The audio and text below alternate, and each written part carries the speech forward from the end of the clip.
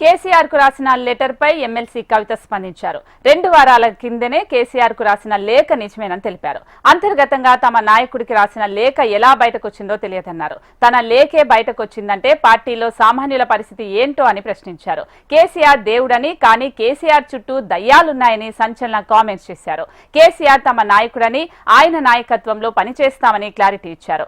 పార్టీలోని లోపాలను సవరించుకుంటూనే భవిష్యత్తు బాగుంటుందనే అభిప్రాయం వ్యక్తం చేశారు కవిత. బీజేపీ, కాంగ్రెస్ పార్టీలు తెలంగాణను ఫెయిల్ చేశాయని, ఆ 2 పార్టీలకు ప్రత్యామ్నాయం కేసీఆర్ నాయకత్వమే అన్నారు కవిత. నా కొడుకు ఆదిత్య గ్రాడ్యుయేషన్ సెరమనీ పూర్తి చేసుకొని అమెరికా నుండి వచ్చే లోపల మరి ఏదో లేఖ లీక్ అయిందని చెప్పి గత 2-3 రోజులుగా చాలా హంగామా నడుస్తున్నట్టుగా తెలుస్తా ఉన్నది. మరి ఈ సందర్భంగా నేను చెప్పదలుచుకున్నది ఒకటే, 2 వారాల క్రితం నేను గౌరవనీయులు పెద్దలు కేసీఆర్ గారికి ఒక లేఖ రాయడం జరిగింది. నేను ఈ విధంగా కేసీఆర్ గారికి ఇదివరకు కూడా నా ఒపీనియన్స్ ఎప్పుడున్నా కూడా లేఖ ద్వారా చెప్పడం జరిగింది. అయితే ఈసారి నేను మొన్ననే చెప్పున్నాను, కుట్రలు కుతంత్రాలు జరుగుతూ ఉన్నాయని. నేను చెప్పిన కొద్ది రోజుల్లోనే మరి నేను అంతర్గతంగా కేసీఆర్ గారికి రాసినటువంటి ఉత్తరం బహిర్గతం కావడం అన్నది, ఇది మరి ఏం జరుగుతుందో అన్నది పార్టీలో ఉన్నటువంటి మనందరం, తెలంగాణ ప్రజలందరూ కూడా ఆలోచించుకోవాల్సినటువంటి విషయం. నేను వేరే ఏం విషయాలు చెప్పలేదు.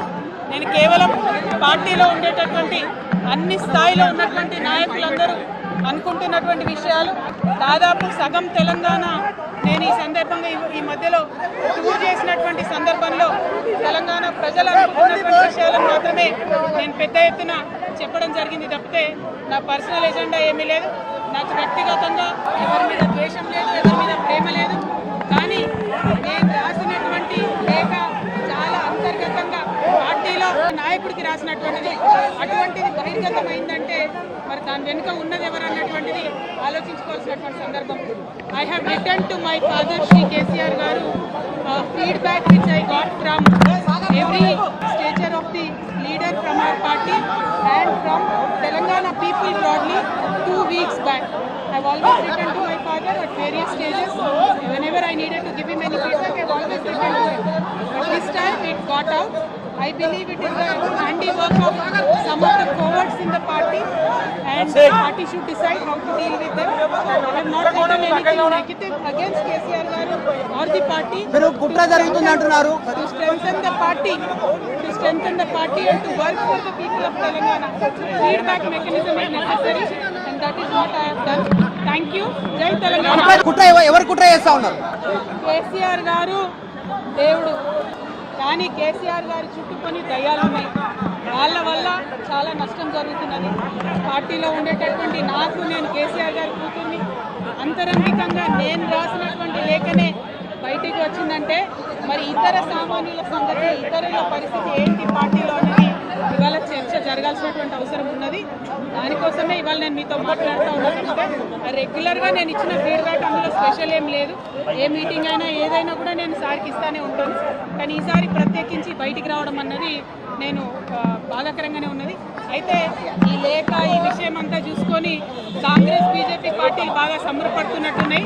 కోతి కొబ్బరికాయ దొరికినట్టుగా ఏదో బీఆర్ఎస్ పార్టీ ఆగమైంది, కేసీఆర్ గారికి ఏమో అంత సీన్ లేదు. మా నాయకుడు కేసీఆర్ గారే. కేసీఆర్ గారి నాయకత్వంలోనే తెలంగాణ బాగుపడుతుంది, ముందుకు పోతుంది. అందులో ఎటువంటి అనుమానం లేదు.